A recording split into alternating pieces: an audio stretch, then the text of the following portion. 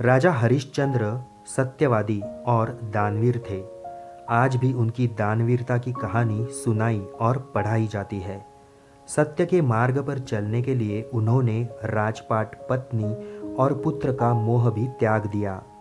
जब भी सत्य और दान की चर्चा होती है, राजा हरिश्चंद्र का नाम लिया जाना स्वाभाविक है। सच बोलने और दान देने के लिए उनकी मिसाल आज भी दी जाती है। इसलिए भी उन्हें सत्यवादी और दानवीर राजा हरिश्चंद्र कहा जाता है। वो ऐसे दानी थे जो अगर सपने में भी किसी को दान देते हुए देख ले तो उसे पूरा जरूर करते थे। उन्होंने सत्य के मार्ग पर चलने के लिए अपने राजपाट से लेकर पत्नी तारामती और पुत्र रोहिताश्व का भी त्याग कर दिया। भले ही अपनी सत्यवादी और दानवीरता छवि के कारण राजा हरिश्चंद्र की काफ़ी लोकप्रियता थी, लेकिन उनका पारिवारिक जीवन अत्यंत दुखी रहा।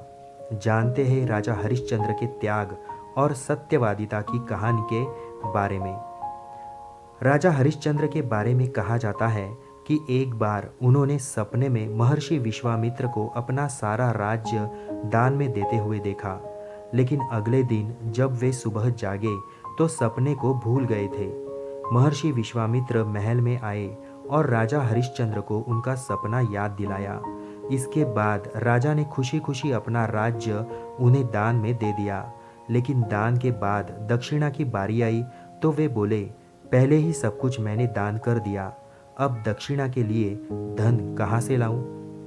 बहुत विचार करने के बाद राजा हरिश्चंद्र ने खुद को बेचने का फैसला किया और काशी की ओर चल पड़े। इधर रानी तारामती और पुत्र रोहिताश्व को एक व्यक्ति ने खरीद लिया। उधर राजा हरिश्चंद्र को श्मशान के एक स्वामी ने खरीद लिया।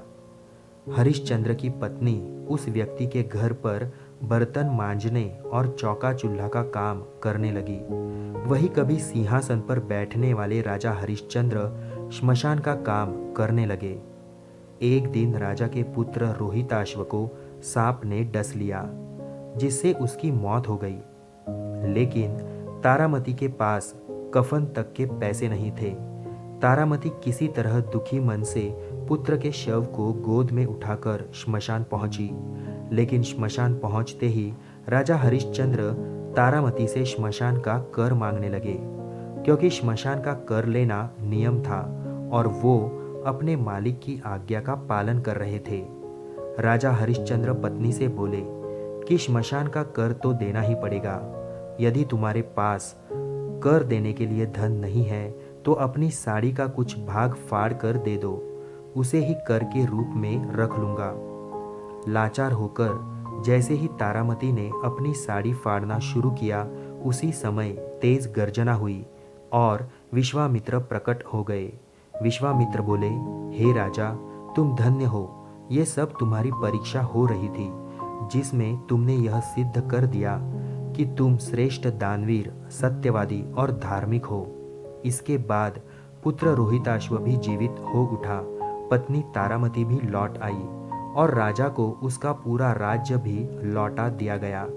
इतना ही नहीं, महर्षि विश्वामित्र ने कहा कि संसार में जब भी धर्म, दान और सत्य की बात की जाएगी, राजा हरिश्चंद्र का नाम आदर सम्मान के साथ सबसे पहले लिया जाएगा। धन्यवाद।